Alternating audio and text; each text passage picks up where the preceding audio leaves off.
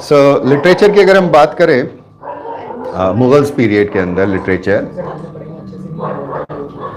Literature में हमको कुछ एस्पेक्ट्स देखना पड़ेंगे। लिटरेचर कब लिखा जाता है वो पहला कंसेप्ट होता है। लैंग्वेजेस या लैंग्वेजेस का इवोल्यूशन इस टाइम पे बहुत तगड़ा हुआ।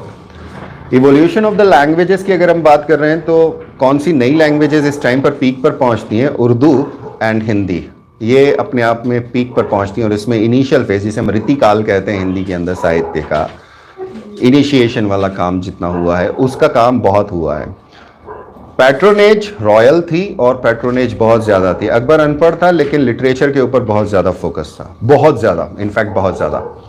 सो यहाँ पर सारी किताबें नहीं लिखी हैं, स्पेशली वो वाली किताबें लिखी हैं जिनमें हिस्टोरिकल एविडेंसेस ज़्यादा हैं। हिस्टोरिकल एविडेंसेस वाली किताबें इसलिए डाल दी हैं क्योंकि वो हिस्ट्री के अंदर भी पूछी जा सकती हैं कि कौन सी किताब किसने लिखी। पहला काम, जब हम इस टाइम पीरियड के आर्ट और कल्चर की बात करते हैं तो हमारे पास एक एलिमेंट निकल कर आता है जिस एलिमेंट को हम कहते हैं यूनिफाइड सिस्टम ऑफ कल्चर।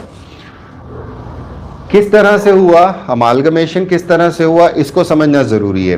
तो एक एस्पेक्ट था कि knowledge should not be bound to one particular linguistic group.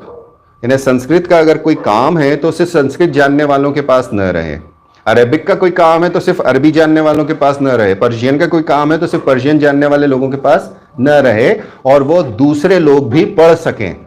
इसकी वजह से कल्चरल असिमिलेशन हुआ। इसी वजह से मुगल पीरियड को ये कहा जाता है कि यहाँ यूनिफाइंग एलिमेंट्स आते हैं, यूनिफाई किया, और इसलिए अकबर को कहा जाता है कि वो एक नेशनल एम्परर हुआ है। एक एलिमेंट है, सिंपल एक एलिमेंट है, कल्चर मेन एस्पेक्ट है। तो ट्रांसलेशन बहुत बड़ा काम करेगा। ट्रांसलेशन क्यों जरूरी है? कि पर्शियन का वर्क है उसको हमने ट्रांसलेट कर दिया संस्कृत में या हिंदी में, तो कोई भी पढ़ सकता है जिसको दूसरी लैंग्वेज आती है। So availability of one source to the persons belonging to a different linguistic group, ये इंपॉर्टेंट काम। हम सिर्फ ये नहीं देखेंगे कि यहाँ पे ओरिजिनल वर्क्स कितने हुए, हमें ये भी देखना जरूरी है यहाँ पर कि यहाँ ट्रांसलेशंस कितने हुए। तुजुक बाबरी कौन सी भाषा की है, किस में लिखी है? तुजुक बाबरी बोला मतलब उसका ओरिजिनल आएगा पर्शियन। पर्शियन मेरा डंडा आज लेकर आना ऊपर से, काय में है?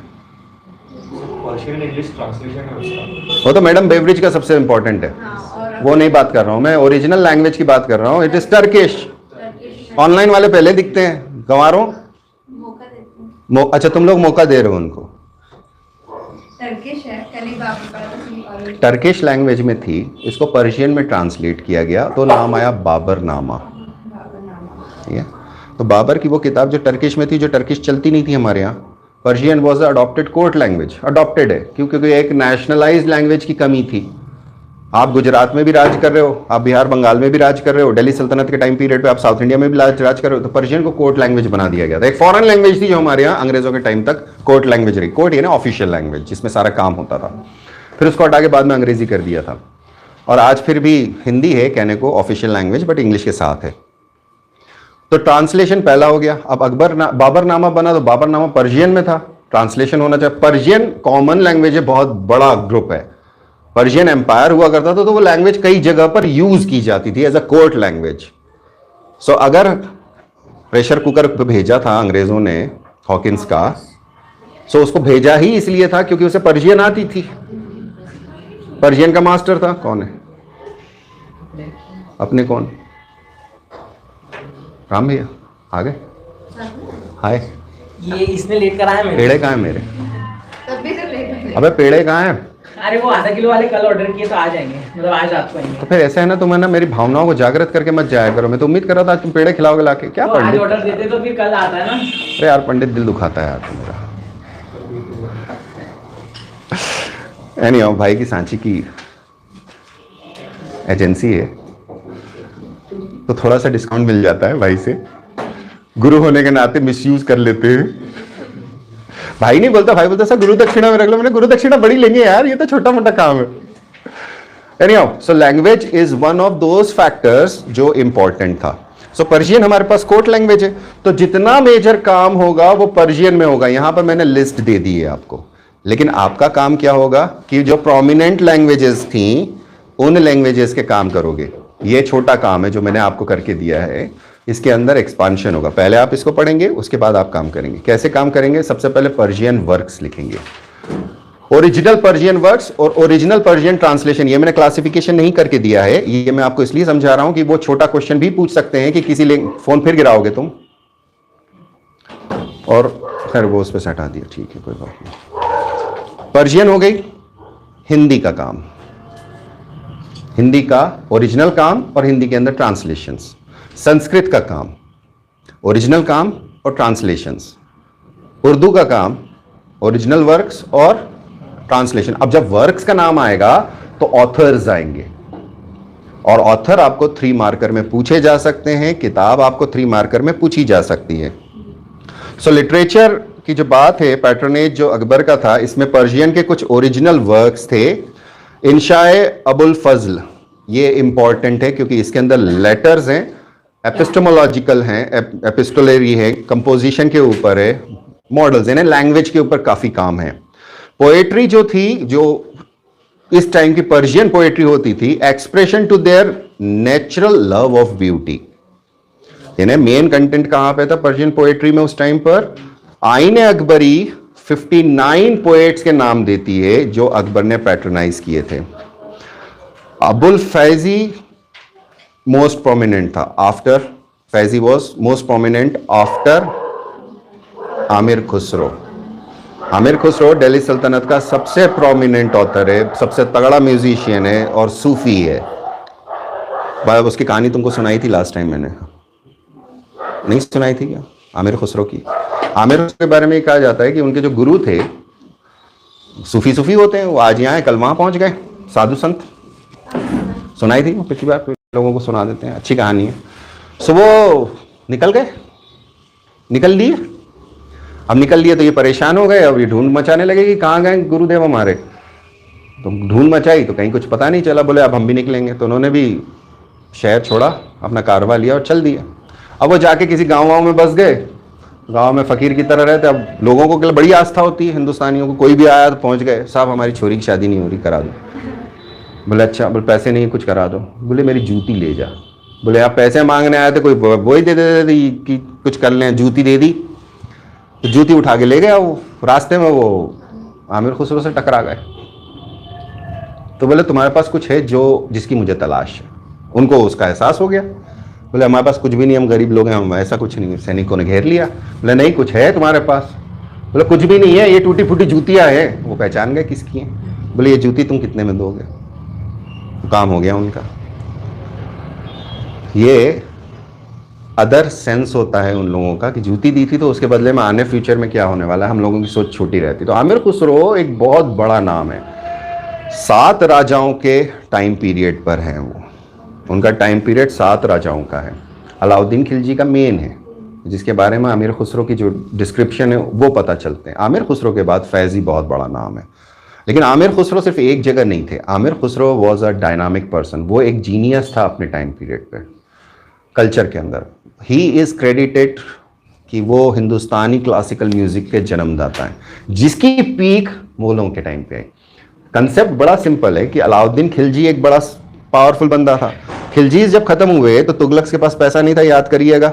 लास्ट वाले बंदे ने कहा कि भैया मैं तो हिंदुस्तानी हूँ, अब ऊपर से गे हूँ, तो मेरे को ये लोग राजपाट देंगे नहीं, नोबल्स हैं, एरिस्टोक्रेसी है, ओलिगार्की है, तो मैं क्या करूँ? तो बोले जितने रईस लोग हैं, जितने नोबल्स हैं, उन सबको पैसा बांट देता था। उसने खजाना खाली कर दिया था। तुगलक जब आए थे तो उन्होंने पैसा वापस मांगना चालू करा। तो वही वाली कहानी आ जाती है फिर कि निजामुद्दीन के पास गए तो बोले हमारे पास तो आया था, ईश्वर ने भेजा था, ईश्वर ने ले लिया, हमारे पास कुछ नहीं है, पैसा नहीं था। यही पैसे की कमी थी मोहम्मद बिन तुगलक के पास, जिसने टैक्स रिफॉर्म किए थे, पैसे कमाने के लिए करेंसी रिफॉर्म किए थे, पैसा नहीं था। फिरोज शाह तुगलक के पास भी पैसा नहीं था, तो पैट्रोनेज कहां से करेगा? पैट्रोनेज करने के लिए एक बंदा आया, उसने आपकी शान में जो है वो 2-4-5 पंक्तियां कह दी कि आप साहब चने के झाड़ पे चढ़ जाइए, उस तरह से। और उन्होंने उठा के एक पोटली दे दी, दाम की, पैसे की, रुपया की, शहनशाह की। उसके लिए पूंजी चाहिए होती। Akbar was having that, Babur was having that. Babur के पास स्कॉलरली लोग चला करते थे क्योंकि वो घुमक्कड़ था, वो उसका शहर चलता था पूरा। सिर्फ फोर्स नहीं चलती थी, जो कल मैंने बात करी थी आप लोगों से कि फोर्स जब चलती थी तो 3 गुना लोग और भी रहा करते थे अप्रोक्सीमेटली। बाबर मोबाइल था, तंबू में रहता था, टेंट वाले लोग थे। इसी टेंट को उन लोगों ने बाद में कन्वर्ट कर दिया, चाहे वो अर्लियर टर्किश भी आए तो जितना उन्होंने काम करा है वो टेंट नुमा है, उसको टेंट के पत्थर के टेंट बना दिए। पहले के अगर आप रूम्स देखोगे तो बहुत छोटे रूम्स हुआ करते थे। मुगल आर्किटेक्चर के अंदर या दिल्ली सल्तनत के बाद में उनके अंदर एक्सपांशन आने लगा। इवन लोदीज का अगर आप काम देखोगे, आई डोंट नो, कोई गया सिकंदरा उनमें से, एनीवन? सिकंदरा सिकंदर शाह का है मेन, तो वहां पे उनके मौजोलियम्स बने हुए हैं, वो ऑक्टागनल शेप के हैं। सेंटर के अंदर कब्र हुआ करती थी, आजकल वो दिखती नहीं है, लेकिन वरांडाज दिखते हैं ऑक्टागनल। बहुत छोटा है, कंप्रेस्ड है, मतलब ऐसा लगता है कि गुफाओं में घूम रहे हो आप। बट वहीं पर आप दूसरे मौजोलियम्स में जैसे ही मूव करते हो तो आपको ह्यूजनेस दिखती है, एक्सपांस दिखना चालू होता है, ओपननेस मिलना चालू होती है। मांडू कौन कौन गया? चंदेरी, मांडू, किस तरह के आपको पैलेसेस दिखते हैं, फोर्ट्स दिखते हैं, लार्ज। सो ये चेंजेस दिखना चालू होते हैं। तो अमालगमेशन किस तरह से हो रहा है ये समझना, ओपन सिस्टम है। सोसाइटी कैसी है आपकी? Open society. कल मैंने बात करी थी एडमिनिस्ट्रेशन की, मैंने कहा था 2/3 तो फॉरेनर्स थे, मनसबदार, तो वो 2/3 फॉरेनर थे, तो क्या सिर्फ वो लड़ने के लिए फॉरेनर थे ना? तो पर्शियंस मौजूद हैं, अरब्स मौजूद हैं, आर्मेनियंस मौजूद हैं, अलग अलग तरह के कल्चर वाले लोग मौजूद हैं कोर्ट के अंदर, वो पैटर्नाइज करते हैं। तो सिंथेसिस होना चालू हो गया कल्चर का, और कल्चर को बांधने वाली चीज होती है लैंग्वेज। सो कॉमन लैंग्वेज कौन सी है? पर्शियन। कोर्ट के अंदर पर्शियन आती है ये माना जाएगा। सो ट्रांसलेशन क्यों जरूरत लगी कि ये वाली चीज अच्छी है, भाई इसका हमें नहीं आती तो आप कर दो। सो ट्रांसलेशन होना चालू होंगे। सो पोएट्री के अंदर ये वाला काम था। देन स्मिथ कहते हैं कि ये पोएट्री नहीं है। वी.ए. स्मिथ बहुत बड़ा नाम है हिस्टोरियंस में, उन्होंने इसको पोएट्री नहीं कहा, बोले इसके अंदर लैंग्वेज पे ज़्यादा ध्यान है, थॉट्स थीम्स कमज़ोर है, मतलब उनके हिसाब से ये पोएट्री नहीं आती। साइमल्टेनियसली यहाँ पर Quran was written in Arabic, Persian में भी था ट्रांसलेटेड। अब लोकल लैंग्वेज के अंदर काम होना चालू होगा, सो लोकल लैंग्वेजेस के अंदर ट्रांसलेशन होगा, साइमल्टेनियसली उसका कमेंट्रीज आना चालू, जैसे गीता की कमेंट्री हम पढ़ते हैं, महाभारत की कमेंट्री पढ़ते हैं, तो कुरान की कमेंट्री आना चालू हुई अलग अलग लैंग्वेजेस में, अलग अलग जगह पे इवॉल्व हुआ। रिलीजियस टेक्स्ट था, सो एक इम्पिटस रिलीजियस आया। इसके बाद में फिर कुछ सिलेक्टेड वर्क्स हैं जिसमें मैंने हिस्टोरियंस के नाम दिए हैं यहाँ। अबुल फजल ने लिखा है अकबरनामा और आईन अकबरी। अकबरनामा बाद में भी मिलेगा जो शेख ओहदात और फैजी का है, तो अकबरनामा 2 हैं। अब यहाँ ये पर्शियन वर्क्स हैं, इसको फिर से आप चेक कर लेंगे कि ओरिजिनल कौन सा है। जब भी आपको कोई वर्क लिखने को आएगा, किताब दे दी, मान लीजिए आईन अकबरी लिख दिया, उसके अंदर मुझको ये चाहिए कि किस समय काल पर है, कौन सी लैंग्वेज में। अगर आपने ये आंसर में नहीं लिखा तो 3 में से 2 मिलने की मिल जाएंगे यार, एवरेज पे आ जाता है, लेकिन आई वांट कि 3 में से 3 के हम अगर तैयारी कर रहे हैं तो 3 में से 3 के अंदर एक छोटा सा वर्ड आपको लिखना, पर्शियन, एक थोड़ा सा वर्ड लिखना है आपको by so and so author. तो सारी किताबों, आप पुराने 3 मार्कर उठा के देखोगे 14 से अभी तक के, तो उसके अंदर आपको मिलेंगी किताबें हैं। तो अगर किताब पूछी जाती है तो किताब याद करना, उसका एक फॉर्मेट बनाना बड़ा आसान काम है, कर लो बेहतर है, प्रीलिम्स में भी आता है। और फिर आगे उसको ये लिखना है कि ये क्या बताती है। तो आप ये नहीं लिखोगे it describes the rule of Akbar, आप लिखोगे हिस्टोरिकल डिपिक्शन। वर्ड्स का इस्तेमाल करना है, सेंस बदलना है। Historical depiction of Akbar's rule, 5 शब्दों के अंदर किताब खत्म। उसके पहले के 5 शब्द कि कौन सा ऑथर है, किताब कौन सी है, किस साल मतलब किस टाइम पीरियड की हो, कौन सी लैंग्वेज में, ये कंपलसरी है आपके 3 मार्कर के अंदर। अगला जो किताबें हैं, आईन अकबरी हो गई, फिर तबात अकबरी है। गुलबदन बेगम थी, उन्होंने हुमायूं नामा लिखा था, हुमायूं की बहन ने, ये भी पर्शियन में है, ये बायोग्राफी है। बायोग्राफी, आईन अकबरी बायोग्राफी है, रूल की है पूरे। देन निजामुद्दीन अहमद की हो गई, जौहर ने लिखी है तरकीरात उल वाकियात, हिस्टोरिकल है, वाकिया यानी किस्से कहानियों के ऊपर बात है ये। फिर अब्बास सरवानी की है तोहफा अकबर शाही, इसको तारीख शहर शाही के हिसाब से भी मुझे एक जगह मिला था, इसलिए मैंने यहाँ क्वेश्चन मार्क कराया कि आई एम कंफ्यूज्ड, 2 अलग अलग सोर्सेज में अगर मिलती है तो I put a question mark, so इसको चेक कर लेना। देन बदायूनी की है मुतखाबुल तवारीख, तवारीख कहा जाता है हिस्ट्री को, सो हिस्ट्री की ही बुक है ये, तो हिस्ट्री के अंदर ये एलिमेंट इंपॉर्टेंट हो सकते हैं, ये किताबें आपको 3 मार्क में पूछी जा सकती हैं। अहमद यादगार है सलातीन अफगाना, अफगाना है तो ये सिर्फ ये नहीं समझ लेना कि ये लोदी वंश से है, ये इस टाइम पीरियड में लिखी गई हैं। देन बायजिद सुल्तान की है तारीख हुमायूं, सो हुमायूं नामा भी है और हुमायूं की भी है। इनको आप राजाओं के साथ भी अरेंज कर सकते हो, करना है कर लेना। सो अरेंज देम ताकि आसान हो जाए याद करने में। देन नूरुल हक की है ज़ुब्दातुल तवारीख, आज़ाद बेग की है वाक़ियात, फिर अकबरनामा वापस से आएगी। फिर Tarikh Alfi, Tarikh Alfi is 1000 years history of Islam, जो उस टाइम पे लिखी गई थी 6-7 सेंचुरी से लेकर 15-16 सेंचुरी तक की। ट्रांसलेशन में जो सबसे बड़ा काम हुआ है, फेनोमेनल काम हुआ है, जिसका लास्ट एपिटोम कहा जाता है, सबसे पीक कहा जाता है, दारा शिको। दारा शिको के नाम पे सबसे ज़्यादा ट्रांसलेशंस हैं। वो बहुत बड़ा मास्टर था, अनफॉर्चुनेटली एम्परर नहीं बन पाया, अनफॉर्चुनेटली। सो बहुत ज़्यादा किताबें हैं। ज़िच जदीद मिराजी पहली किताब है। तुज़ुक बाबरी, इसको ट्रांसलेट किया था अब्दुल रहीम खान खाना ने पर्शियन में। देन तजाक है बुक ऑन एस्ट्रोनॉमी, तजाक लाल किताब, अगर आपने नाम सुना होगा तो लाल किताब पर्शियन से ट्रांसलेटेड है, वो ओरिजिनल पर्शियन वर्क था। देन मजमुल बल्दान, ये टाउन्स एंड कंट्रीज के बारे में बताती है और अरेबिक से पर्शियन में ट्रांसलेटेड है। देन अथर्ववेदा को ट्रांसलेट किया था हाजी इब्राहिम सरहिंदी ने। नल दमयंती, लीलावती संस्कृत मैथ्स है, दैट इज ये फैजी के ट्रांसलेशंस हैं। तो आप संस्कृत और पर्शियन की मास्टरी और कमांड समझने की कोशिश। Sanskrit and Arabic are very correlated, Persian is not, Persian is inferior. Sanskrit जिस तरह से हम अलग अलग एक ही, जैसे बालक बालका बालक का भी हम वो पढ़ते थे, क्या कहते थे उसको, है ना, तो अरेबिक भी वैसे ही। तो संस्कृत में एक शब्द को अगर आप खोलोगे तो उसका बहुत लंबा कमेंट्री हो सकता है, इसी तरह से अरेबिक में एक वर्ड खोलोगे तो बहुत बड़ी कमेंट्री हो सकती है। उनकी ग्रामर भी काफी हद तक मिलती जुलती है। अगर जिसको संस्कृत आती है उसको बहुत अच्छे से अरेबिक आ सकती है, या जिसको अरेबिक आती है वो संस्कृत में जल्दी मास्टर कर सकता है। पर्शियन इज इंफीरियर, स्क्रिप्ट वही है लेकिन लेटर्स अलग हैं। सो अरेबिक लेटर्स में और पर्शियन लेटर्स में फर्क है, और उर्दू के लेटर्स में फर्क है। उर्दू इज इंडियनाइज्ड, क्योंकि कई सारी चीजें हैं जो अरेबिक में नहीं है। पी फोनेटिक नहीं है अरेबिक के अंदर, उर्दू के अंदर, दैट इज पर्शियन के हिसाब से जो उर्दू बनी है उसमें प है, क्योंकि हिंदुस्तानी प बोलते हैं। तो script remain the same. Script Kharosthi वाली जो हम लेते हैं कि राइट हैंड साइड से लेफ्ट हैंड साइड पर लिखने चाहती, विभक्ति, ओए वो मुझे नहीं मालूम, मैं तेरे हाथ जोड़ू, बहुत साल हो गए छोड़े हुए और वो मैं ही जानता हूं कि कैसे पास होता था संस्कृत में। खैर, देन राज तरंगिनी, ये बहुत बड़ा नाम है किताब का। अब ये पॉपुलर क्यों है इतनी ज्यादा? राज तरंगिनी कल्हण की है और कश्मीर की हिस्ट्री है। सिर्फ कल्हण के द्वारा लिखी नहीं है वो एक कंटिन्यूअम में, लेकिन मेन ऑथर उसके कल्हण कहलाते हैं।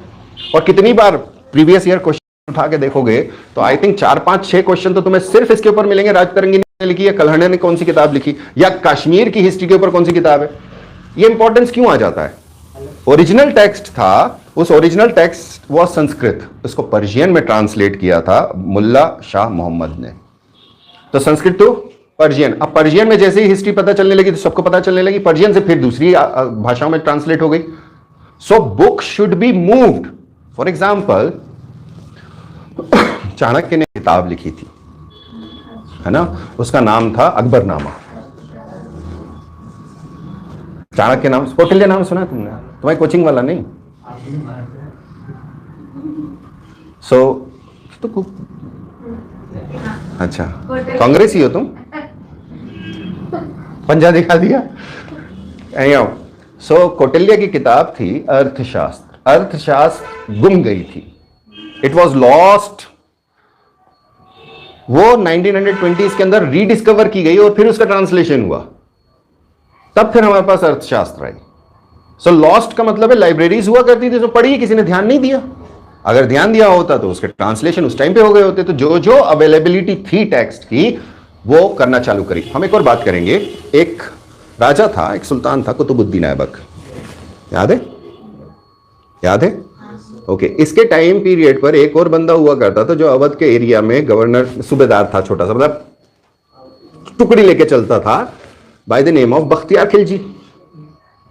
बख्तियार खिलजी ने अटैक किया था उस टाइम पर बंगाल की कैपिटल पर, नादिया पे, और बख्तियार खिलजी ने उस टाइम जो यूनिवर्सिटी थी उसको जला दिया था और उसकी लाइब्रेरी को खत्म कर दिया था।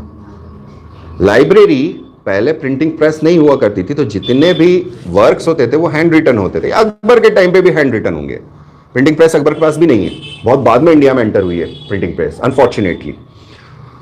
यही काम पुराने जितने सेंटर्स हुए हैं वर्ल्ड के, वहां की लाइब्रेरीज के साथ जो अटैक करता था वो जला देता था। कल्चर को तोड़ने की कोशिश होती थी, सारों का काम था।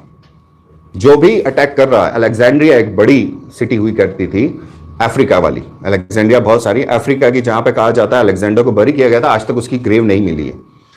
वहां पे जो लाइब्रेरी थी उसे भी बर्न कर दिया था। अब आज का जो मॉडर्न कंसेप्ट निकल कर आ रहा है, जो साइंटिफिक नॉलेज हो रहा है, अनफॉर्चुनेटली इंडियंस उसमें बहुत पीछे हैं, कि हम लोग सिर्फ अंधभक्तों की तरफ, अंग्रेजों की तरफ भागते हैं। हिटलर के टाइम पीरियड पर ancient history, ancient literature, ancient myth, ancient legend के ऊपर खतरनाक काम किया और उन्होंने उस चीज को कब्जे में लेने की कोशिश की थी। कैथोलिक चर्च के अंदर जो वेटिकन है, उसके पास जितने रिसोर्सेज हैं वर्ल्ड वाइड, वो खतरनाक है। नोबडी नोज कि उसके वॉल्ट में क्या क्या रखा हुआ है।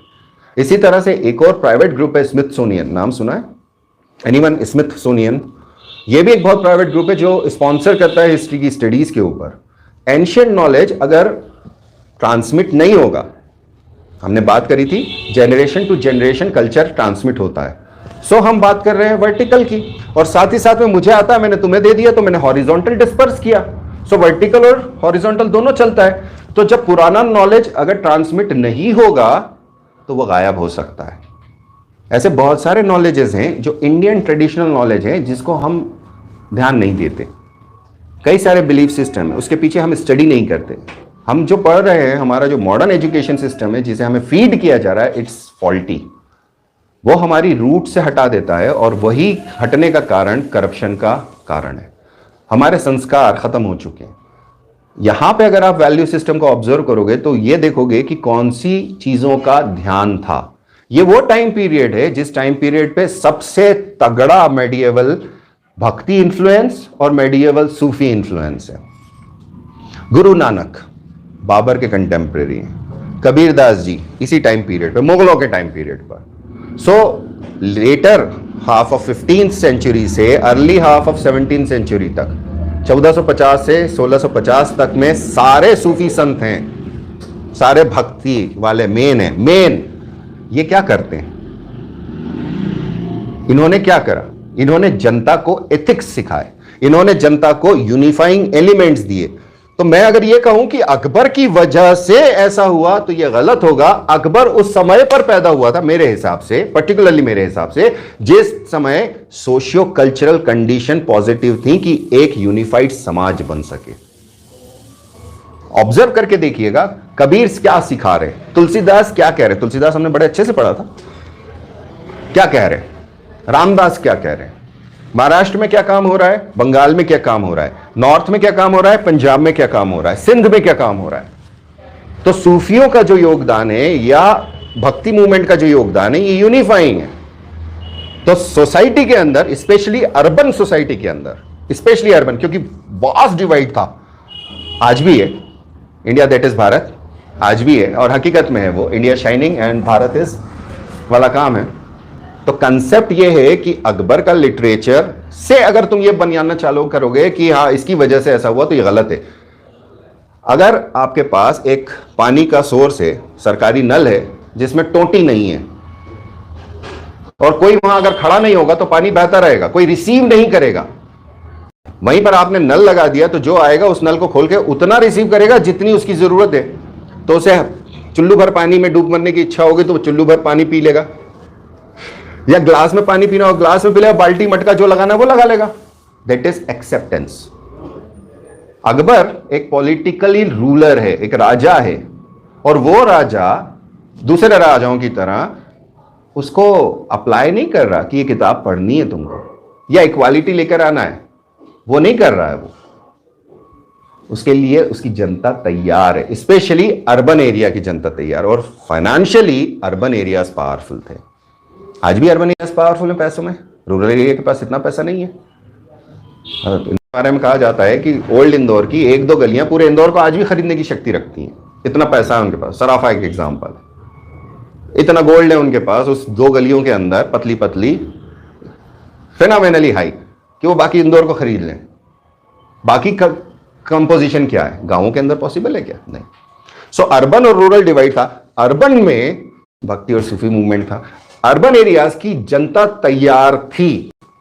संस्कृत है, पर्शियन है, अरेबिक है, हिंदी का इवोल्यूशन हो रहा है, रेखता का दैट इज उर्दू का इवोल्यूशन हो रहा है, मर्ज हो रही है। सो उर्दू अर्बन एरियाज के अंदर इवॉल्व होगी, हिंदी अर्बन रूरल एरिया में इवॉल्व होगी। इवोल्यूशन ऑफ लैंग्वेज, तो जैसे जैसे लैंग्वेजेस इवॉल्व होना चालू होंगी उसी तरह से उसका लिटरेचर इवॉल्व होना चालू करेगा। तुलसीदास जी ने तमिल में बहुत बड़ी बड़ी कहानी कही है। इतनी देर लगी, क्या लैंग्वेज है?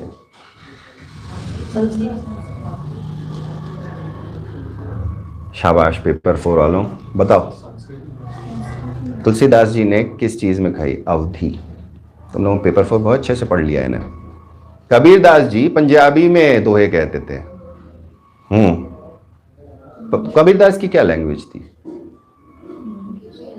ऐसे ही थी, ऐसे ही मैंने निमाड़ी थी। शाबाश। सो जिस जगह पे वो रहते हैं उस लैंग्वेज के अंदर उनका काम है। अब वो काम है तो वो दूसरी जगहों पे कैसे जाएगा? तो उसका ट्रांसलेशन है। फॉर एग्जाम्पल रविंद्रनाथ खड़ी बोली, ब्रिज एंड खड़ी दोनों हैं क्योंकि वो उस बेल्ट के हैं। रविंद्रनाथ टैगोर एक और पेपर 4 में पढ़ा है, बहुत अच्छे से पढ़ा है। इनको कोई तो भी अवार्ड मिला था, नोबेल पीस प्राइज मिला था, वर्ल्ड वॉर 2 रोक ली थी इन्होंने। लिटरेचर मिला था, एशिया का फर्स्ट लिटरेचर। बंगाली में मिला था, इंग्लिश ट्रांसलेशन पे मिला था। तो अगर ट्रांसलेशन नहीं होता तो उनको वो अवार्ड मिल पाता? क्या अंग्रेज जान पाते कि ये बार्ड ऑफ बंगाल है? So language is prime. Language के आधार पे फिर वर्क्स होंगे, तो लैंग्वेज बिकम्स प्राइम। तो कितनी लैंग्वेजेस चल रही हैं, अक्रॉस कैसे चल रही हैं, इसको भी समझने की कोशिश करो। हम लोगों के यहाँ यूपीएससी के अंदर कैडर सिस्टम चलता है ना। ऑल इंडिया सर्विसेज अगर आप ले रहे हो, आईएएस, आईपीएस, आईएफएस, तो कैडर सिस्टम है। एक तमिलनाडु का बंदा है, उसको मध्य प्रदेश कैडर दे दिया तो उसकी सर्विस अब मध्य प्रदेश में रहेगी या सेंटर में रहेगी या कहीं डिप्यूटेशन पे जाएगा तो वहां जाएगा। Why? To unify the nation. अब मनसबदारी सिस्टम को देखो। मनसबदारी सिस्टम एक लोकल एरिया का भी था और हमने दूसरी फोर्सेस भी पढ़ी थी दाखिली, जो सेंट्रल फोर्सेस थी वो उनकी मनसबदार अपॉइंट कर दी, ये वाली फोर्स लेके जाओ। सो वो फोर्स कहां जाती थी? ऑल ओवर इंडिया जाती थी। तो इंटरमिंगलिंग होती थी, कल्चर मर्ज होता था। मनसबदार तानसेन भी थे, बीरबल भी थे, फैजी भी था। तो जितने स्कॉलर्स हैं वो सब मनसबदार हैं, सबको लड़ने की जरूरत है, सब सोल्जर्स हैं। सिंगल रैंकिंग में जाए नहीं जाए वो वाली बात है। बीरबल को तो भेजा था, राजा बीरबल गए थे जहां उनकी डेथ हुई थी लड़ते लड़ते। सो ये कंसेप्ट है जो यहां इवॉल्व हुआ इतना अक्रॉस में। अगर ये अलाउद्दीन खिलजी ने भी काम किया, अलाउद्दीन खिलजी की भी इंपीरियलिस्टिक पावर था जहां पूरा इंडिया को उसने एक कर दिया, इंडिया पाकिस्तान बांग्लादेश एक कर दिया था, नॉट असम वाला पार्ट छोड़ दें हम अगर तो। लेकिन क्या उसने इतना कल्चर पे योगदान दिया? आमिर खुसरो जरूर है और दूसरे लोग भी हैं 2-3, लेकिन बहुत ज्यादा तो नहीं है। यहां पे हम कितने पोएट्स की बात करें अभी? मोर देन 50, जो एक किताब के अंदर उनके नाम दिए हैं कि इतने लोग थे जिनको वो पैट्रोनाइज करता था। सारे तो पावरफुल नहीं बने। अब अगर 50 लोग हैं जिनको उसने एक टाइम पीरियड पे पैट्रोनाइज किया तो इसका ये मतलब तो नहीं कि 1556 से 1605 तक वो 50 के 50 उसके बाद जीवजीरी कर रहे थे, बीच में कोई मर गए दूसरे आए। सो 9 रत्न जिन्हें कहा गया जो प्राइम थे, उन 9 रत्नों के अंदर जरूरी नहीं है कि 9 रत्न एक टाइम पे 9 ही रहे, वो वेरी करते रहे, तो उनकी लिस्ट लंबी है। But at any given instance of time वो 9 रत्न थे। ये एस्पेक्ट है। सो कल्चर का उस अनपढ़ आदमी का इनपुट अकबर, और वो इनपुट किस पे दे रहा है? लिटरेचर पे। वो प्रमोट कर रहा है। अब प्रमोट करेगा कैसे? वो बोलेगा कि भैया अंगूर को प्रेस करके दारू बनती है और उसी प्रेस से तुम छापना चालू कर दो, वो यहां का इनोवेशन नहीं है। तो अल्टीमेटली कैसे प्रिंट करोगे आप? हाथ से। कॉपी करोगे कैसे करोगे? हाथ से। अगर हम अशोक के खंबे को देखते हैं, वो आज तक खड़ा है क्योंकि वो ऐसा स्ट्रॉन्ग ऑब्जेक्ट है जिसके ऊपर उसने एडिक्ट डाले। एडिक्ट है ना, ऑर्डर टाइप में लॉज हैं वो। Inscription is different thing. Inscription वो भी होता है जो आर्किटेक्चरल बिल्डिंग के ऊपर ऊपर लिखा रहता है ना, दिस प्लस दिस, या दिल मंडा रहता है, वो भी इंस्क्रिप्शन है। एडिक्ट इज डिफरेंट, एडिक्ट के अंदर पीछे लीगल सिग्निफिकेंस है। सो वो लीगल सिग्निफिकेंस कैसे दिया है उसने, अशोक ने जगह जगह खंबे गाड़ के, जगह जगह पत्थर के ऊपर लिख के, वो आसान काम था। अकबर के लिए आसान काम क्या था, पेपर था हमारे पास, पेपर चाइनीज इन्वेंशन है मोस्टली, पेपर पहले भी बना, पेपिरस एक और चीज है। तो ऐसे मटेरियल थे, पेपर आ चुका था, अब पेपर के ऊपर काम करना है। पेपर क्यों, पेपर है तो पेपर की इंडस्ट्री बनेगी। सो पेपर की इंडस्ट्री इंडिया में सक्सेसफुल क्यों हुई, कि जंगल बहुत थे, फाइबर वॉज अवेलेबल, जिस फाइबर से बनता है वो, पेपर बनाना चालू करा। अब अकबर ने पर्टिकुलर लोगों को बिठाना चालू करा और उनसे बोला कि तुम लिखते कैसे, तुम्हारी हैंडराइटिंग कैसी है, that is the calligraphy, art of calligraphy, script को लिखना।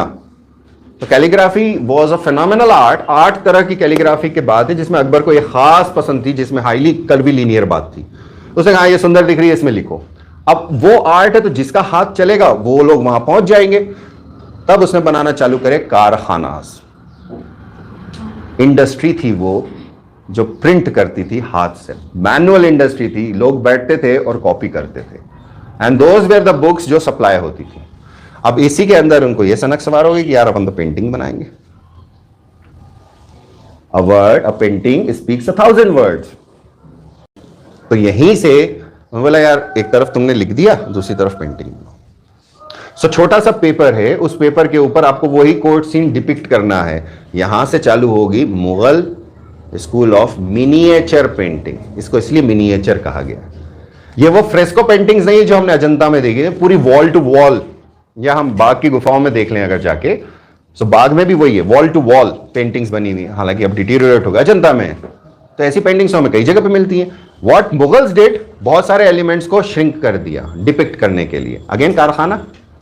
सो एक बड़ा एरिया था, बहुत सारे लोग एम्प्लॉयड होते थे जहां पे वो सिर्फ ये काम करते थे, ओनली दिस वर्क।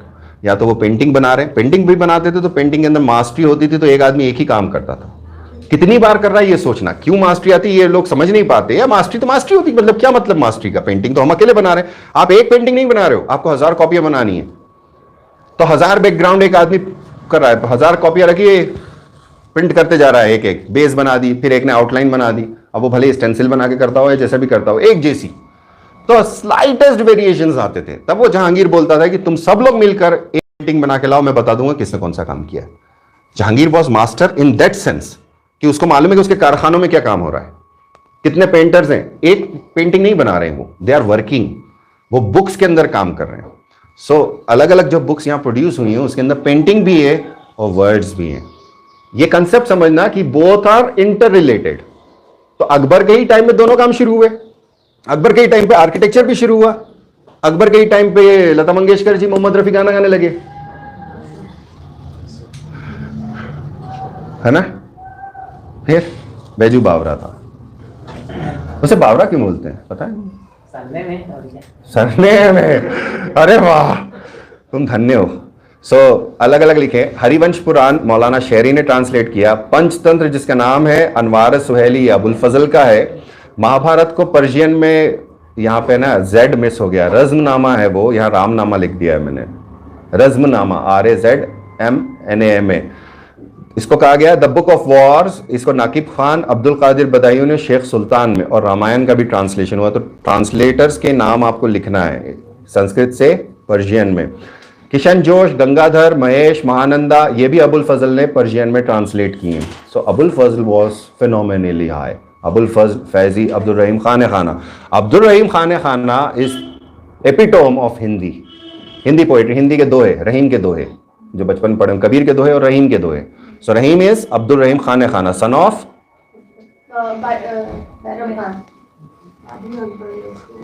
तुम इधर आओ, कौन, इसको दे दो,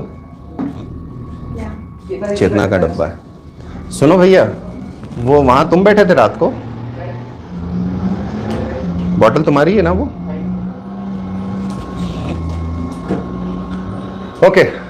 अब ये अकबर के टाइम पर है जो ये मेन काम हुए। अकबर के बाद में जहांगीर आता है, जहांगीर में ये चीज कंटिन्यू रहती है, लोग मरेंगे भी तो पुराने स्कॉलर्स मर गए और नए स्कॉलर्स आए। तो जहांगीर के टाइम पे एक शिफ्ट होना चालू होता है। अब्दुल हमीद नागौरी लाहौरी, जगन्नाथ पंडित, इनकी है रास गंगाधर और गंगा लहरी किताबें हैं।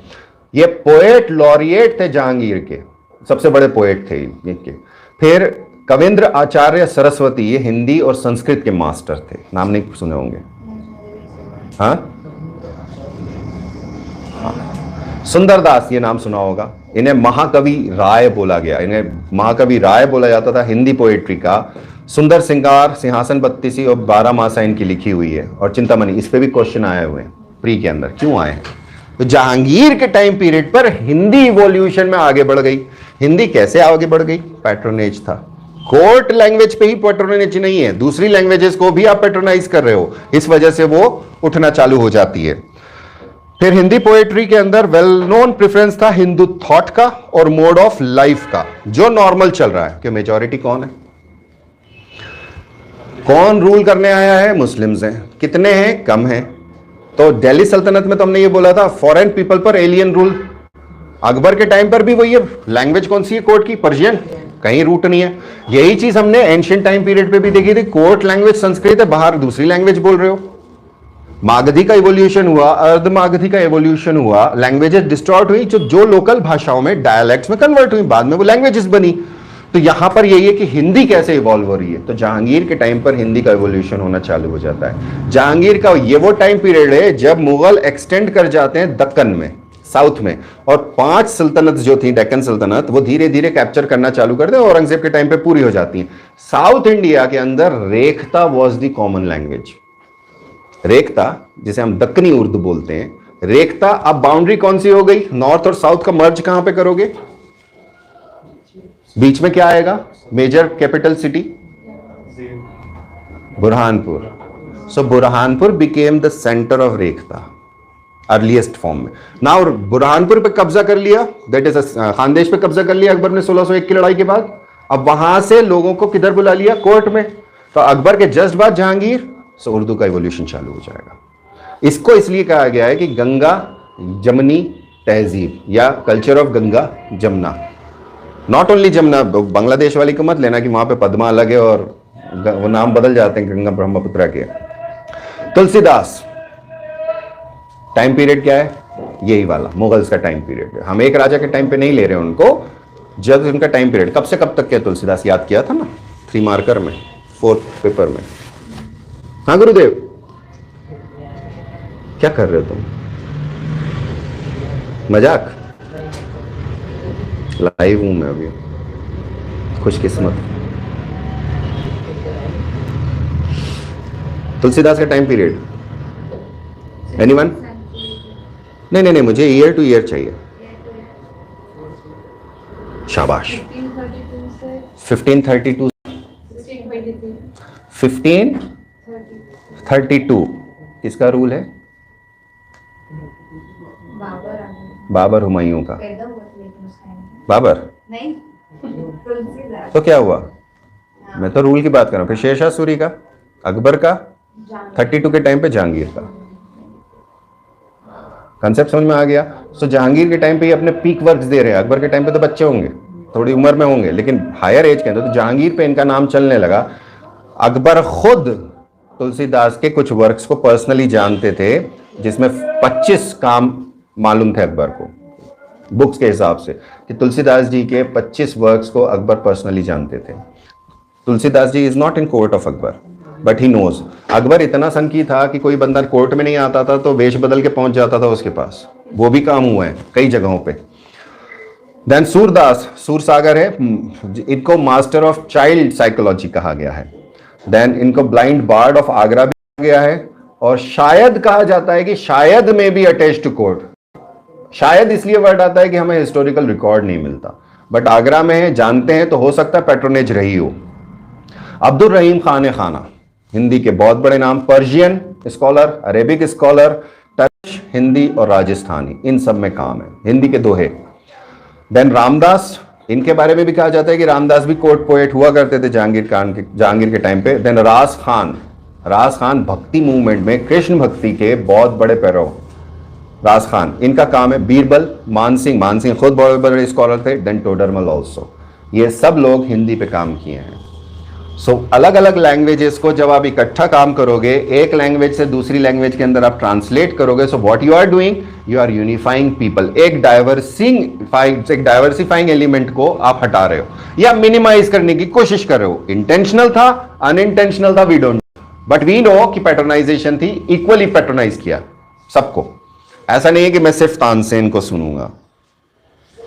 7 दिनों में पोएट्स, सिंगर्स बटे हुए थे, एक एक पैर का एक एक सिंगर होता था कि आपको इसी समय गाना गाना है। लिखते हैं हिस्टोरियंस कि तानसेन जब गाते थे तो यमुना को रोक देते थे, तानसेन गाते थे तो दियों में आग लगा देते थे, तानसेन गाते थे तो बारिश हो जाती थी। Power of music. अब ये लेजेंड है, मिथ है कि क्या है, we don't know for sure, but ये चला आ रहा है। हो सकता है कहीं ना कहीं कुछ ना कुछ हो सकता है एक ही दिया जलाया हो, we don't know for sure कि क्या हुआ, या जलते हुए दिए के अंदर भड़बड़ा गया हो। वॉट एवर द केस में भी, वो किसी भी सोर्स पे जाए, हम साइंटिफिक माइंड को अगर लगा के देखने की कोशिश करेंगे तो we won't be able to justify it, we won't be able. लेकिन अगर लिख रहे हो, लेजेंड चल रहा है, तो कहीं ना कहीं कुछ ना कुछ तो है, कुछ तो कुछ रहा होगा। सो लिटरेरी एक्टिविटीज अब कोर्ट से निकलकर बाहर पहुंच गई। तुलसीदास जी कोर्ट के बाहर हैं, काम कर रहे हैं। सो कहीं ना कहीं से धमाई धमाई हो रही होगी। वर्क्स कहां जा रहे हैं? बिना पैसा कमाए आप किताब नहीं लिख सकते हो, घर खर्चा चलाना है। तो वो कैसे हो रहा था? तो इसका मतलब है कि सोसाइटी वॉज अडेप्टिव, रिसेप्टिव। जो मैंने आपसे पहले बात की थी, अकेला अकबर नहीं कर सकता था काम। Society was receptive to this thing. Society तैयार थी इक्वालिटी के प्रति। सो अकबर, जहांगीर और शाहजहां का जो रूल है 150 साल का समथिंग, औरंगजेब को हटा दूं मैं, औरंगजेब के टाइम पे वो डिक्लाइन में जाएगा, but we have to accumulate. Babur के पहले से वो शुरू हो चुका है, बाबर के टाइम पे पीक पे है, वो मेन बड़े बड़े लीडर्स हैं मौजूद। सो इसको कहा गया है, जहांगीर के पीरियड को हिंदी लिटरेचर, मुगलों के टाइम पे हिंदी लिटरेचर का गोल्डन पीरियड। पर्शियन कहाँ थी? अकबर के टाइम पर। क्यों थी? कोर्ट लैंग्वेज है, ट्रांसलेशंस हो रहे हैं। अब क्या हुआ? वो हो तो गया काम, अब नया क्या करें? सो नया में कहाँ आ रहा है? तो हिंदी का काम चालू हो गया। अकबर के टाइम पे भी हिंदी का काम है, लेकिन जहांगीर के टाइम पे मेजर है। जहांगीर ने किताब लिखी तुजुक जहांगीरी।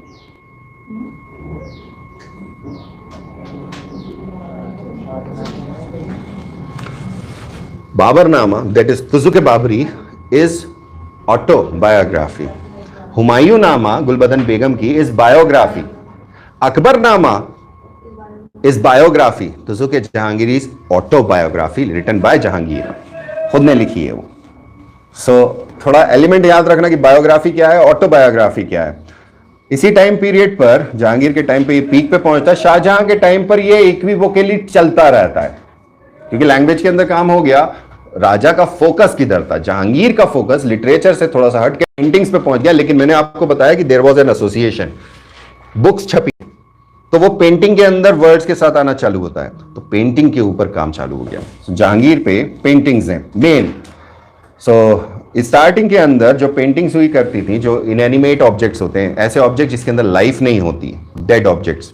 मुस्लिम painters do not try to venture into living objects. Simple है कि ईश्वर ने बनाया तो मैं कैसे बना सकता हूं, क्योंकि हमारे मुंह से वो निकल जाता, मैंने बनाया है। So you are no one to make a cow और मेक अ डॉग और मेक अ पैरट, वो सेंस नहीं होता। तो उस सेंस के अंदर यहां चेंज आना चालू हुआ। इसका एग्जांपल ये है कि इनिशियल फेजेस के अंदर भी डेकोरेशन हुआ। कुतुब मीनार पे भी डेकोरेशन है, हलाई दरवाजा ले लीजिए, कोई सा भी ले लीजिए, कहीं ना कहीं डेकोरेशन है। सो वो जो डेकोरेशन यूज किया है उसमें फ्लावर्स हैं, बर्ड्स नहीं मिलेंगे आपको एनिमल्स नहीं मिलेंगे, लेकिन उसके पहले एनिमल्स बर्ड्स यूज होते थे स्कल्पचर के अंदर। तो स्कल्पचर के अंदर एक शिफ्ट आ जाती है जो फ्लोरल पैटर्न को बताती है या ज्योमेट्रिक डिजाइन्स को बताती है। सिकंदरा उसका एक एग्जांपल है, मेन गेट सिकंदरा का, ज्योमेट्रिक पैटर्न्स हैं उसके अंदर, स्टार्स बने, सर्कल्स बने, या वॉटेवर जितने पैटर्न्स हैं। सो इवोल्यूशन कैसे हो रहा है? इवोल्यूशन में अकबर के टाइम पर मर्जिंग होना चालू हो गई, डजंट मैटर। कारण क्या था? एक कंसेप्ट था, painting compels a painter to turn to God and seek his assistance to best individuality upon his work। यानी ईश्वर का साथ को ले लिया गया और परमिट कर दिया गया कि तुम नहीं बना रहे हो तो ईश्वर की मदद है जो तुम में से बनवा रही है। सो बनाना, इसी वजह से कई बार खाने के लिए कई घरों के अंदर मना किया जाता है कि बनाना नहीं बोलते, पकाना बोलते हैं. So words are different. बनाना इज मेकिंग समथिंग, पकाना is preparing something, is mixing kind of thing. So concept के ऊपर बात किया था. अब क्या होता है, यहां पर ह्यूमन पोर्ट्रेचर भी आने लगता है, एनिमल के फिगर्स भी दिखने लगते हैं, पेंटिंग्स के अंदर दिखते हैं. Akbar order to introduced, Akbar ने अब इंट्रोड्यूस किया रिफाइंड चाइनीज और मोंगोलॉइड पेंटिंग. रिफाइंड जो इन लोगों को पता थी, and Persianized. So Chinese painting which was Persianized, इसको बोलते हैं, एक पेंटर थे बेहजाद हेरात के, इनसे वो हमारे यहां आना चालू हुई. सो रिफाइंड पर्शियनाइज्ड या पर्शियनाइज्ड रिफाइंड चाइनीज और मोंगोलाइट पेंटिंग्स को इंट्रोड्यूस करा. और ये जब इंडिया आई और इंडियंस इसे बनाने लगे, सो इंडियन स्टाइल के साथ मर्ज कर गई. सो ये जो मर्जर रहा बाद में धीरे धीरे इवॉल्व होता चला गया पैट्रोनेज के हिसाब से, और मॉडर्न मतलब उस टाइम की मुगल पेंटिंग्स जन्म लेती है. So modified Chinese, Mongolite, Persian and Indian. Modified Chinese, Mongolite, Persian and Indian style began to fuse together and later became one with foreign elements and Indian elements. Combine हो गए. Intention नहीं है, याद रखना, intention नहीं है, cultural assimilation है. ये नॉन मटेरियल है कि मटेरियल है? शाबाश, ये मटेरियल है. सो मटेरियल को जल्दी आदान प्रदान में लिया जाता है, नॉन मटेरियल को जल्दी नहीं लिया जाता. तो बिलीफ सिस्टम धीरे धीरे उतरेंगे, लेकिन ऐसे चीजें जो मटेरियल ऑब्जेक्ट्स में वो जल्दी से ट्रांसमाइग्रेट अच्छा लगता है वाला काम है. सो मटेरियल वाले सेंस के अंदर तुम्हें थोड़ा सा इसलिए समझ में नहीं आएगा दोनों को, क्योंकि तुम लोगों ने अभी ज्वाइन किए और मैं जब पढ़ाता हूं तो पिछले क्लास का कंटिन्यूअम चलता है कि उस टाइम पर ये वाला उस 100 टॉपिक में पढ़ा था. तो we should be able to interrelate and interlink. So यहां पर पेंटिंग्स बनना चालू हुई. 2 किताबें हैं. एक किताब का नाम है तारीख खानदान तिमूरिया. तारीख इज हिस्ट्री, ए खानदान तिमूरिया यानी तिमूर के वंशावली के अंदर पेंटिंग्स मिली. दूसरी है बादशाहनामा, उसमें पेंटिंग्स मिली. तो यहां ये मर्जर दिखना चालू होता है. तो इनिशियल फेज की ये 2 किताबें पेंटिंग की, एकदम इनिशियल फेज की. फिर फतेहपुर सीकरी की दीवारों के ऊपर पेंटिंग्स हुई, बहुत सारे एल्बम्स पब्लिश हुए. मतलब वैसे नहीं, रॉयल एल्बम्स थे, वो रॉयल पेट्रोनेज वाले थे. आम जनता से कोई मतलब नहीं है. आम जनता के आजकल कुछ लोग जो फोटोग्राफर्स होते हैं उनकी मास्टरी होती है, पेंटर्स होते हैं उनकी मास्टरी होती है कि हम सिर्फ किसानों के फोटो खींचेंगे, हम सिर्फ ओल्ड एज के पोर्ट्रेट खींचेंगे. मास्टरी होती है पोर्ट्रेट्स की भी फोटोग्राफर्स के अंदर, स्पेशलिस्ट जो होते हैं.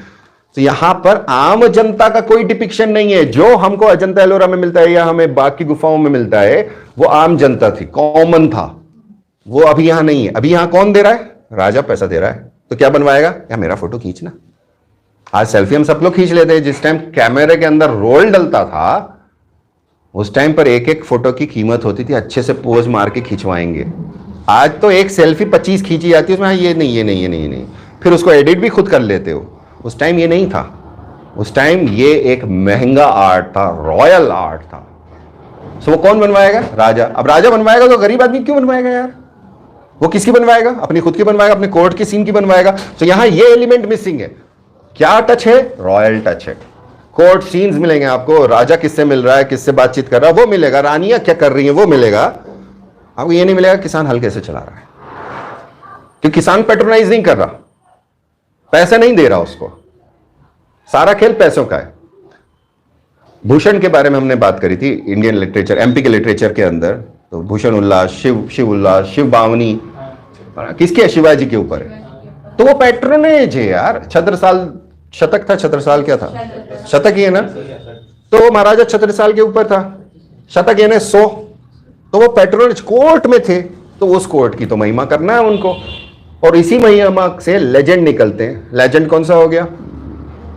वो वाला पृथ्वीराज का, कि हे वो पृथ्वीराज वो बैठा हुआ है, क्या नाम था उसका? गौरी. और वो तीर मार दो तुम वो सिक्के की खनक सुन के. पृथ्वीराज को तो अंधा कर दिया था यार, और वो मार दिया गया था. So there is a legend जो वहां से ओरिजिनेट हो गया उनकी हाइप करने के लिए. पद्मावती की कहानी 150-200 साल बाद लिखी जा रही है, लेजेंड बन गया, उसको सच मानने लग गए. सो ऑथर जब लिखता है तो यहां पैटर्नाइजेशन है. इंडिपेंडेंट वर्क किसका है? तुलसीदास हो गए, सूरदास हो गए, कबीरदास हो गए. बाहर बैठा, उन्हें तुमसे कोई मतलब नहीं, राजा दे रहा नहीं दे रहा, हम तो भिखारी है यार, फकीर आदमी है, हमारे पास जो आएगा वो आएगा. सो वो इंडिपेंडेंट वर्क है, नॉन पैटर्नाइज्ड वर्क्स हैं। इनकी अहमियत अलग है क्योंकि इनका कंसेप्ट अलग है, वो भक्ति की तरफ है, वो सूफी की तरफ है, उनका ओरिएंटेशन अलग है। यहां तो क्या हो रहा है, हम राजा हैं यार, हमारे पास होना चाहिए। सो मटेरियलिस्टिक एस्पेक्ट है, और मटेरियलिस्टिक एस्पेक्ट बड़ी जल्दी ट्रांसमिट होते हैं और वो होना चालू हो गए। सो 17 मास्टर पेंटर्स हुआ करते थे, और जिसमें फतेहपुर सीकरी का जो मेजर काम है उसमें 13 हिंदू मास्टर्स थे जो पोर्ट्रेट्स के मास्टर्स थे। उसने बोला था इतने से नाम लिखे हैं तुमने, दसवंत, केसु, लाल, मुकुंद, मधु, जगन, महेश, तारा, खेमकरण, सनोता, हरिवंश और राम। दसवंत एक कहार के बेटे थे, कहार जो पालकी लेकर चलते हैं। अकबर ने देखा कि यार ये छोरा अच्छा काम करता है, आ जाओ पेंटिंग करो। सो इररिस्पेक्टिव कि कौन किस जाति का है क्या है, सो यहां वो असिमिलेशन हो गया कि उसकी मेरिट क्या थी। अदरवाइज कास्ट को तोड़ पाना उस समाज के अंदर, मेडिएवल समाज के अंदर इम्पॉसिबल काम था। सो पैसा आएगा तो वो और दूसरों को पैटर्नाइज कर सकता है। So patternization of art irrespective of caste and creed आपको उठा दिया गया, इररिस्पेक्टिव ऑफ रिलीजन आपको उठा दिया गया। 4 बांस 24 गंज अंगुल अष्ट प्रणाम था ऊपर सुल्तान है मत चुको चौहान, रिची अग्रवाल, शाबाश। ओके, सो ये वाला काम था जो इन्होंने करना चालू करा। पेंटर्स अलग अलग कम्युनिटीज के थे, जो मेजर कम्युनिटीज हैं उनको बिलोंग करते थे। पर्शियन एक आते हैं शिराज से, शिराज एक जगह का नाम है, वहां से पर्शियन एक आते हैं, उन्हें शिरीन कलम का टाइटल दिया गया। कलम इज ब्रश और pen whatever. Shirin is finest, है ना? उर्दू आती है थोड़ी सी? तुम्हें आती? शाबाश। तुम्हें आती क्या गुरुदेव? शाबाश। ख्वाजा अब्दुल समद नाम आया है, प्री के अंदर भी क्वेश्चन आए हैं। ये मास्टर पेंटर थे और 400 के मनसबदार थे। 400 का मनसबदार इज ह्यूज। 400 का मनसबदार हॉकिंस भी था? नहीं, थॉमस हो नहीं, हॉकिंस का ही था, 400 का ही था शायद, ज्यादा का नहीं था। He was the head of separate department of painting, पूरा डिपार्टमेंट क्रिएट कर दिया, कारखाना बना दिया है। ही वॉज हेड, पर्शियन बंदा था। अब पर्शियन था, इसका मतलब है कि पर्शियन कल्चर को लेकर आया। कौन सा कल्चर? मटेरियलिस्टिक कल्चर, पेंटिंग वाला, और वो यहां पर इंडियंस के साथ काम कर रहा है। मर्जिंग हो गई। So cultural elements are going to be assimilated और going to fuse together to create a new identity, जिसको हम इंडो इस्लामिक बोल देते हैं, या हिंदू इस्लामिक आर्ट बोल देते हैं, या इंडो मुगल आर्ट बोल देते हैं। कंसेप्ट क्या है? नई चीज आ रही है, that is assimilation. Cultural elements के अंदर आर्टिस्ट को मनसब दिया जाता था और उनकी रैंक्स के हिसाब से उनकी सैलरीज होती थी। अकबर का जो इंटरेस्ट था उसकी वजह से जो नया स्कूल इमर्ज हुआ, पेंटिंग स्कूल हुआ, इसको इंडियन स्कूल ऑफ पेंटिंग कहा गया है, कह सकते हैं। और एक कॉमन आइडियल होता था इनका, to produce works of highest quality, सबसे बेहतरीन कलाकृति को बनाना। तो कंपटीशन होती थी उन पेंटर्स में, एक ही पेंटिंग है, इसको हम ऐसे बेहतर कर सकते हैं। फिर धीरे धीरे कुछ एलिमेंट्स और जोड़ना चालू करे जो इवॉल्व होने लगे। तो ये लोग इन्वेंट भी करते थे, तो इन्वेंशन के साथ पेंटिंग्स इमर्ज होती चली गई। अब मुगल पेंटिंग्स हैं तो इसके कुछ फीचर्स आएंगे। बाबर हुमायूं के साथ शुरू हो गई पेंटिंग्स। मीर सैयद अली अब्दुल समद, सबसे पहला मिनिएचर साइज, सबसे पहला एलिमेंट मिनिएचर साइज। दूसरा, इंडियन एटमॉस्फेयर को एब्जॉर्ब करा जरूर है लेकिन इंडियनाइज नहीं है, मतलब रूरल नहीं है, सिर्फ रॉयल है। देन कीन एप्रिसिएशन होता था नेचर का। कलर कंपोजिशन बहुत शानदार था। देन पोर्ट्रेट पेंटिंग्स खतरनाक थी, अच्छी पोर्ट्रेट पेंट। अकबर के टाइम पर इसको कह सकते हैं it was a system of craft rather than art. Craft था, एक आदमी एक काम कर रहा है। तो इसके टाइम पे 2 और मोर आर्टिस्ट है इसमें। जो उस लड़की ने उसने लिखा था, मैंने बोला था इनको क्या क्या बोलते हैं, तो वो नाम है, चेतना लिख लेना, फिर से फाइनलाइज कर लेना। एक को बोलते थे तर्राह, ये स्केच बनाता था, सिर्फ स्केच का मास्टर था। आमी था दूसरा नाम, वो पेंट करता था। एक चिनुमा होता था, वो पोर्ट्रेट बनाता था। सो अलग अलग चीजों को ऐड करके पेंटिंग बनती थी।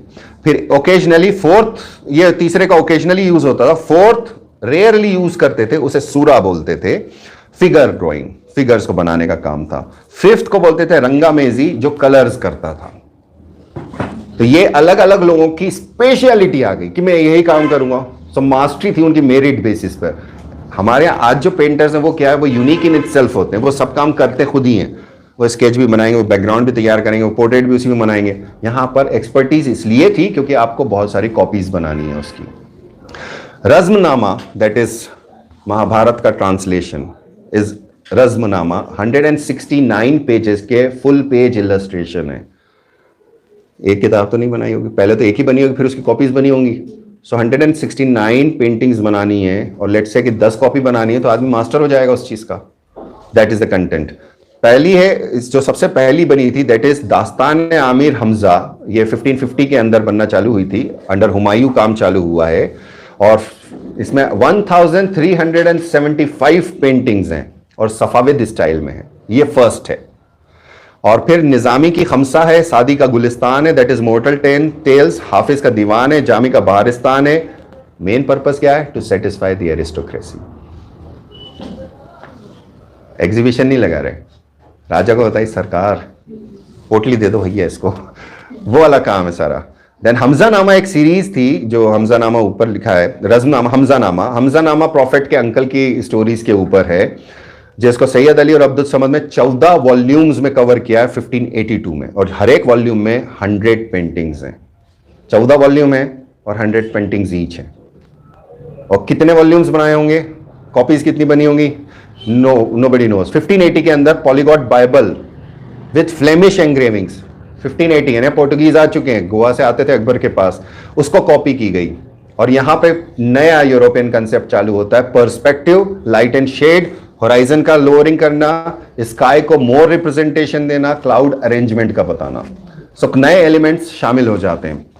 1595 अकबर के टाइम पे असिमिलेशन ऑफ वेस्टर्न टेक्निक्स और ज्यादा हो जाती है और 3D मॉडलिंग होने लगता है। सबसे अच्छा एग्जांपल है तूतीनामा, दैट इज पैरट्स टेल, तोते की कहानियां।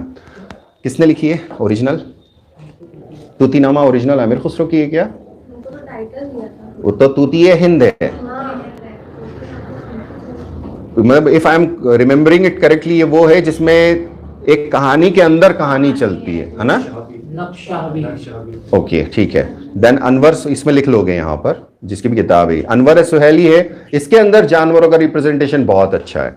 1605 में अकबरनामा जब पब्लिश होती है, जब अकबर की डेथ हो जाती है, उसमें 61 इलस्ट्रेशंस हैं।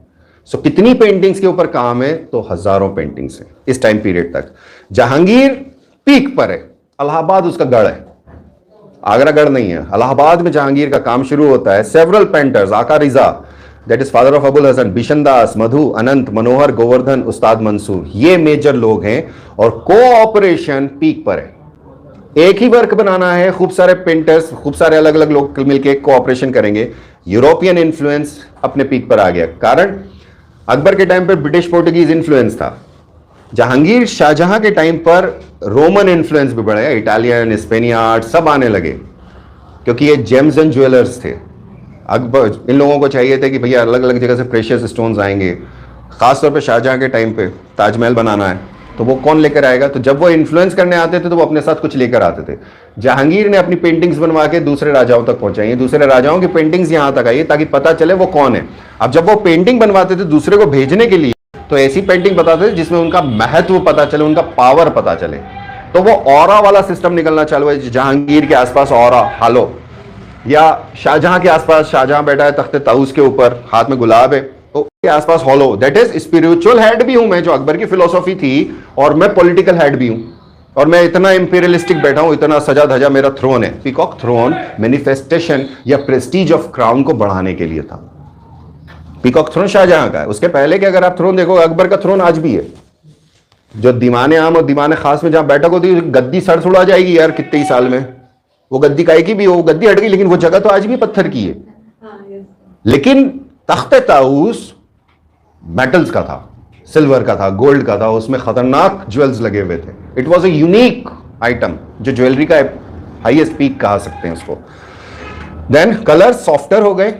पहले वाले कलर्स जो थे उसमें एनामल लुक आता था, लेस एनामल लुक आ गया, और एक दूसरे से हार्मोनियसली मेल्ट होने लगे। कितना टाइम पीरियड होगा? हुमायूं से 1550 से 1605, 50-55 साल का एक्सपीरियंस से अब कंडेंस होकर थोड़ा एक्सपर्टीज पर आने लगा, नेचुरलिस्टिक होने लगा। बुक इलस्ट्रेशंस जो अकबर के टाइम पर पीक में थे, बुक्स बन रही थी, वो अब आउटडेटेड होने लगे और अब पेंटिंग्स बनने लगी। तो जहांगीर के टाइम पे कम बुक्स हैं, अनवार सुहेली कंप्लीट होगी और अय्यार दानिश। अब प्रेफरेंस जहांगीर के टाइम पे किसका है? Court scenes. अकबर में इंटेंट था, जहांगीर पढ़ा लिखा था, अकबर नहीं था, तो अकबर के पास जो कमी थी वो वैसे पब्लिश करवा रहा था कि जहांगीर ऑलरेडी पढ़ा लिखा है, जहांगीर अब क्या चाह रहा है? You make me. So Babar है, हुमायूं, ये लोग जब घूमते थे तो ये फ्लावर अच्छा मिला, इसकी पेंटिंग बनाओ, तो बिठा देते थे 10, 5, 15 लोगों को और वो सब पेंटिंग बनाते थे उसकी, उसी फ्लावर की। ये है कंसेप्ट था। जहांगीर खुद ये काम करता था कि जहांगीर मास्टर पेंटर भी था खुद से। देन इसके episodes of life, preference of court scenes, ये वाला मेन है। इस टाइम पर जो आसपास की बॉर्डर्स बनती थी वो परफेक्शन पर आ गई। Borders were perfected during Jahangir's period. Then new type representing animals and flowers began to germinate. पहले एनिमल्स नहीं थे, अब एनिमल्स भी आने लगे, फ्रीजेज में आने लगे, बॉर्डर्स के अंदर एनिमल्स का इंप्रेशन आने लगा। तुजुक जहांगीरी में इलस्ट्रेशंस हैं। देन मिस्टिकल और सिंबोलिज्म एंटर होने लगा। Mysticism, halo is mysticism, simple तौर के ऊपर सिंबोलिज्म आने लगा कि this is symbolic of this particular thing. यहां पर एक काम चालू हुआ, मुरक्का। This was an album 40 by 20 centimetres, 1618 में कंप्लीट होता है। इसके अंदर पेंटिंग्स और कैलीग्राफी मर्ज किया गया है। अराबस्क, बॉर्डर वाली जो बात है, अराबस्क है, फ्लोरल और एनिमल मोटिफ है आसपास पेंटिंग्स में, और जहांगीर की थीम्स हैं इसमें, प्रिफरिंग सूफीज। और इस मुरक्का को भेजा गया था किंग जेम्स फर्स्ट के पास और ऑटोमन सुल्तान के पास। तो एक ही चीज दो जगह अगर जा रही है तो उसके अंदर कितना प्रिसीजन चाहिए? रॉयल डिग्निटी, एक राजा दूसरे राजा को एज अ गिफ्ट भेज रहा है, और इस टाइम पे किसके हाथ भिजवाई होगी? किंग जेम्स फर्स्ट, उसका एम्बेसडर कौन था इंडिया में? William Hawkins. तो जब जा रहा होगा तो भैया ये लेके जाना यार। तो पेंटिंग्स वहां से आती थी, यहां से पेंटिंग्स जाती थी, राजा एक दूसरे को गिफ्ट पहुंचाते थे, बड़ा काम था वो, और उसकी वजह से पैट्रोनेज था आर्ट को। शाहजहां के टाइम पर यह कहा जाता है कि पेंटिंग्स ब्रश और कैनवास पे या ब्रश और पेपर की बजाय वॉल्स पे पहुंच गई। जहांगीर के बाद जितना आर्टिस्टिक एक्सप्रेशन है ड्यूरिंग शाहजहां पीरियड या ताजमहल हम देखते हैं तो वो दीवारों पे पहुंच गया, पत्थरों के अंदर पहुंच गया और हाईएस्ट लेवल के ऊपर पहुंच गया। इनले वर्क्स आने लगे। इसके अंदर अकबर की डायनामिक एनर्जी नहीं है और जहांगीर का नेचर का जो लव था वो भी नहीं है। तो अलग अलग राजाओं के टाइम पर जैसे जैसे बढ़ता गया पेंटिंग का काम वो बदल गया। अकबर का अगर जो मकबरा है अगर कभी देखने जाओ तो उसकी कुछ जगहों पे वॉल्स पे पेंटिंग दिखती है, बाकी जला दिया था जाट रेबेलियन के अंदर, अकबर की कब्र को खोद के उसकी बॉडी निकाल के भी जला दी थी। तो बाकी जो दिखता है वो कई कई जगह पे दिखता है एंड इट इज फेनोमेनली ब्यूटीफुल। जो कलर्स यूज किए हैं आज भी वो उनके जो शार्पनेस है वो हम आज नहीं ला पाते हैं। जैसे ग्वालियर के फोर्ट पे जाओगे, मांडू में कुछ जगह पे दिखता है different shades of blue, they are as it is. वो जो मटेरियल यूज करते थे नेचुरल पिगमेंट से निकाल के, वो आज हमारे पास नहीं है, जो इतने सदियों तक रह गया बाहर एटमॉस्फेयर के अंदर। औरंगजेब के टाइम, खैर इस टाइम पर night scenes were painted for the first time Shahjahan के टाइम पर, और एक नई स्टाइल डेवलप हुई जिसे कहा गया सियाही कलम। सियाही इज डार्क, कलम इज ब्रश। इसके अंदर गोल्डन और पेल कलर्स का यूज किया जाता था। और फाइनली एक सबसे इंपॉर्टेंट पेंटिंग जो emperor Shahjahan on the peacock throne, ये बहुत इंपॉर्टेंट और कई सारे इसके रिप्रिंट बने। औरंगजेब के टाइम पर आर्ट डिक्लाइन होने लगता है क्योंकि उसने किसी जगह खर्चा नहीं करा। बोले काय को खर्चा करूं, गरीब आदमी से टैक्स ले रहा हूं, तुम्हें दे रहा हूं। यार एक मेथड है वो रोटेशन का। तो उसने क्या करा था, उसने टैक्स खत्म कर दिए थे, जिससे फाइनेंशियल इनस्टेबिलिटी भी आई थी। कैलीग्राफी, आर्ट कैलीग्राफी की स्टाइल है जो अबुल फजल बोलता है, जिसमें नस्तलिक, NASTLIQ, नस्तलिक अकबर को सबसे ज्यादा पसंद थी। तो calligraphy is the style of writing font की। देन यहीं से निकलती है फिर राजपूत स्टाइल, कांगड़ा और पहाड़ी, ये वाली स्टाइल्स दो थी मेजर। राजपूत स्टाइल पहले भी थी, लेकिन वो पहले कैसी थी, वो वॉल टू वॉल बड़ी पेंटिंग्स वाली। तो अकबर की वजह से जो राजपूत पॉलिसी थी और इंटरमिंगलिंग होना चालू हुआ, अकबर ने कहा यार ये आदमी अच्छा काम नहीं, निकाल दो, किसी ने उसको अपने आप पैट्रोनेज दे दी। तो वहां के लोकल डिमांड के हिसाब से जब मर्जिंग और हुई तो राजपूत स्टाइल के अंदर मुगल इन्फ्लुएंस होना चालू हुआ। फिर दो ब्रांचेस है, पहाड़ी भी स्टाइल यहीं से निकली तो वो वहां पहुंच गई, कांगड़ा या पहाड़ी एक ही है।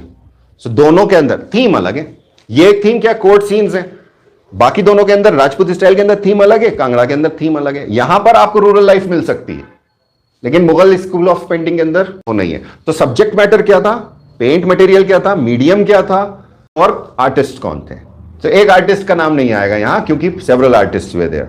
सो ये दो चीजें हो जाएंगी, म्यूजिक और आर्किटेक्चर ही कल देखेंगे, बहुत लंबा है वीडियो। Any questions? थक गए यार आज तो भौंक भौंक के।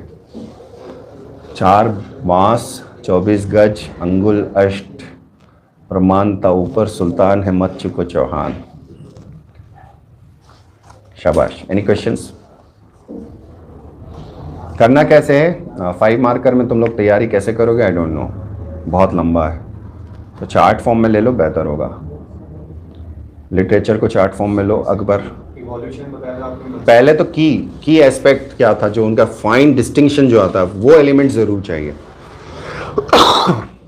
एलिमेंट ऑफ डिस्टिंक्शन, कि अकबर के टाइम पर ट्रांसलेशंस का इंपॉर्टेंस है, ओरिजिनल वर्क्स का है, फिर वो धीरे धीरे शिफ्ट कैसे हुआ, लैंग्वेज कौन सी थी, significance in language, Persian is signified, then Hindi got signified. इस तरह से काम करने की कोशिश करो, और सिमिलर सेंस में पेंटिंग के ऊपर काम करने की कोशिश करो, हुमायूं के टाइम पे क्या था, अकबर के टाइम पे क्या था। इससे चार्ट में लो, पैरामीटर जजमेंट में लो कि किस किस पैरामीटर को लिखने की कोशिश करोगे। पहला होगा कि कॉमन थीम्स क्या थी, थीम्स तो पता चली जाएगी, तो थीम्स के अंदर डिफरेंशिएशन आप कर सकते हो, दैट इज सब्जेक्ट मैटर, उसको आप कर सकते हो। कलर कॉम्बिनेशन या कलर स्कीम जो चेंज होती है उसके अंदर कैसे कैसे चेंज हुआ वो आप कर सकते हो, या इनोवेशन कौन सा था, किस चीज को नया इनोवेट किया गया उसके टाइम पीरियड पे, उसे आप कर सकते हो। और फिर फाइनली आप ये लिख दोगे कि इसके मेजर एग्जांपल्स कौन से हैं। तो एक चार्ट के अंदर ही पॉसिबल हो पाएगा 5 मार्कर बनाना, अदरवाइज नहीं हो पाएगा, कंटेंट बहुत है। सो इसको चार्ट में लो। औरंगजेब को क्या करेंगे, लिटरेचर के अंदर बाबर, तुजुक बाबरी से काम शुरू होगा, बाबर आएगा, हुमायूं आएगा, इनके पास है। पेंटिंग का हुमायूं से काम चालू करोगे। म्यूजिक बाबर से होगा, बाबर अकम्प्लिश म्यूजिशियन था, सिंगर था। अकबर भी बजाता था ढोल, पता नहीं कौन सा ढोल, मतलब कुछ ड्रम बजाता था कोई सा भी, ठीक है। Okay, so I am not taking this conventional non conventional energy resources. So बाद में देखते हैं। इसका कराया है ना मैंने पहले, पिछली बार पूरा कराया हुआ है, तो उसकी वीडियो ओपन है कि लॉक्ड है? चलो मैं देखता हूँ, उस वीडियो को मैं अपलोड कर देता हूँ अभी, क्योंकि इसका आगे का काम जो है वो करना है अभी। Bye bye, take care.